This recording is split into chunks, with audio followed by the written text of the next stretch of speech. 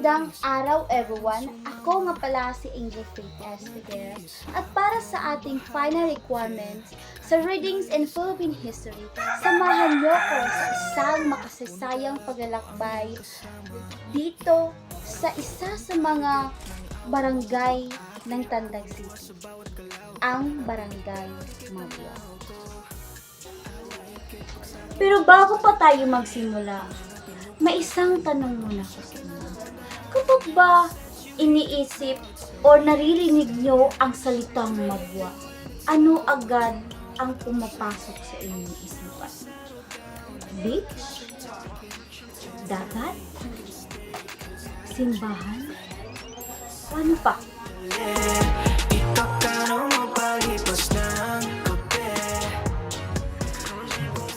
Ang Barangay Mabua ay matatagpuan sa Tandag City, Surigao del Sur. Isa ito sa mga kilalang barangay dahil sa magandang dalampasigan at tourist attractions nito. Ngunit, bago pa ito nakilala bilang tourist destination, isa muna itong simpleng pamayanan ng mga mangingisda. Noong unang panahon, kakaunti lamang ang mga bahay dito. Ang mga tao ay namumuhay ng payak at nagtutulungan para mabuhay.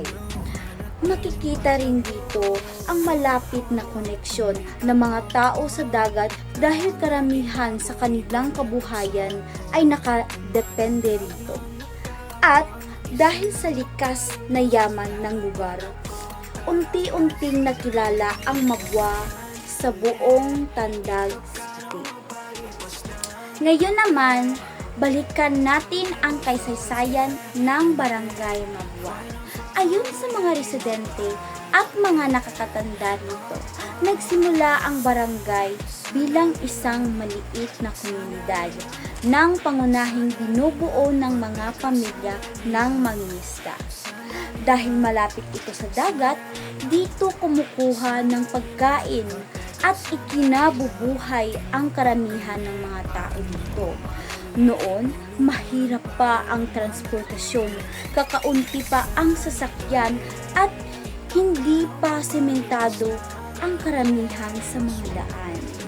Sa kabila nito at sa kabila nito, naging matatag ang komunidad dahil sa bayanihan at pagtutulungan ng mga residente.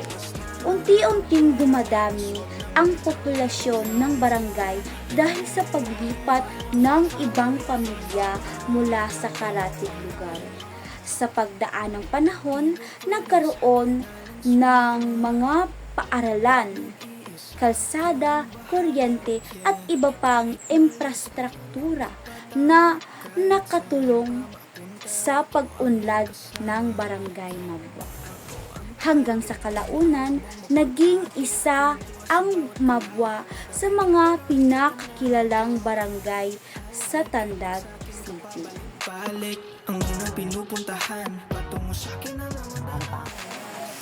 Isa rin sa mga interesting na tanong ay saan nga ba nagmula ang pangalang Mabua?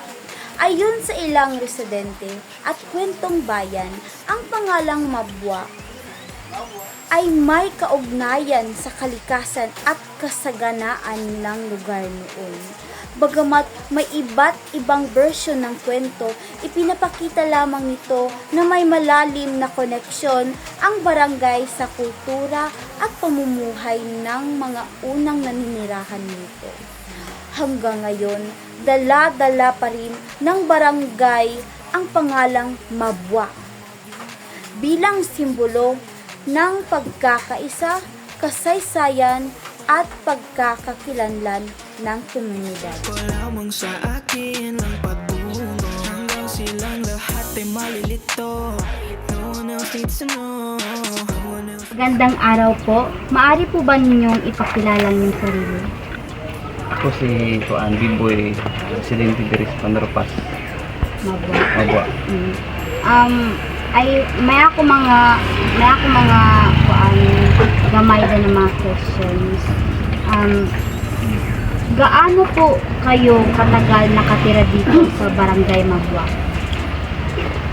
kuan 1995. Siguro, pero naanak ako ng dinagiti. Talagang yung sa si papa ko rin.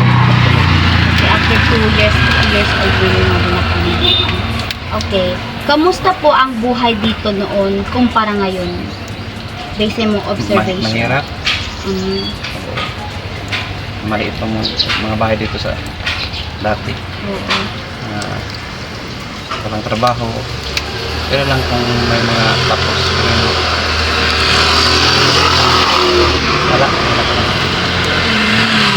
Ano po ang pangunahing hanap buhay ng mga tao noon? Kuan, construction, mason, sa pangista, Okay. isda.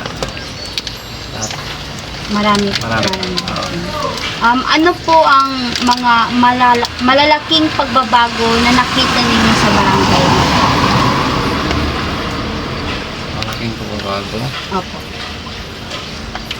Siguro po ng sa ato parang karon na technology, di ba? Oo, nahira sa una kay karon daganay balay din sa una wala pa. Then dagan ang mga tagalay diri na panagpuyo kay ganahan diri sa city, Mabua City ang sa una ang balay diri sa may pa, may pang balay kaayo. Din karon daghana dinali mga opisina, Mga building. sinabi ko na ako So, sa inyong palagay, ano po ang pinakamagandang tatanian ng mga tao sa Mabua? Mga kabatasan nila, nag-utan ba sila? okay naman mga palabiro yan, smile kahit mahirap. Oo, smile pa yan.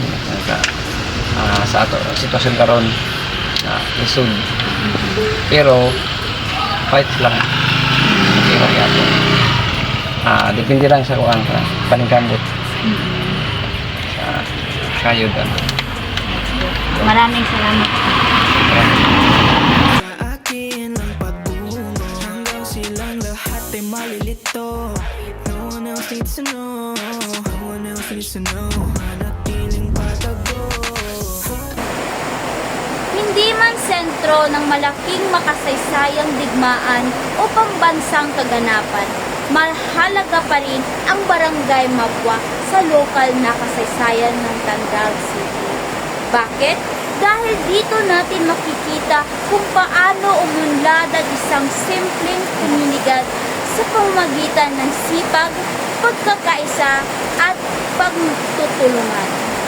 Ang Barangay Mabua ay sumasalamin sa buhay ng maraming Pilipino, matatag sa kabila ng pagsubok, masipag sa paghahanap buhay, at may pagmamahal sa sariling komunidad. Mahalaga ring manatili ang kasaysayan ng barangay upang hindi makalimutan ng sumusunod na henerasyon ang pinagmulan ng kanilang komunidad. At ngayon, gusto ko naman kayong tanungin, kung kayo ba ay magiging parte ng kasaysayan ng iyong barangay, ano ang gusto niyong maalala ng mga taong tungkol sa inyo? Paano ninyo maipapakita ang pagmamahal sa inyong sariling komunidad? Dahil, tandaan natin, ang kasaysayan ay hindi lamang binabasa. Ito ay ginagawa, iniingatan, at ipinapasa sa susunod na henerasyon. Sa ating paglalakbay ngayong araw, nalaman natin ang kasaysayan, kultura at pag-unlad ng Barangay Mabua. Mula sa simpleng pamayanan ng mga mangingisda hanggang sa pagiging kilala ng bahagi ng Tandag City. Tunay na makikita ang katatagan at pagkakaisa ng mga tao nito. Ang Barangay Mabua ay hindi lamang magandang lugar. Isa itong komunidad ng mga may kwento, may kasaysayan at may pagkakakilanlan. At bilang kabataan at mamamayan, mahalaga nating pagpahalagan at ipagmalaki ang ating pinagmulan. Dahil kapag alam natin ang ating kasaysayan, mas mauunawaan natin kung sino tayo bilang isang Pilipino. Maraming salamat sa inyong panunood. Ako si Angel Faith S. Figueras at ito ang aking historical video documentary tungkol sa Barangay Mabua, Tandag City, Surigao del Sur. Mabuhay ang kasaysayan, mabuhay ang Barangay Mabua. Maraming salamat!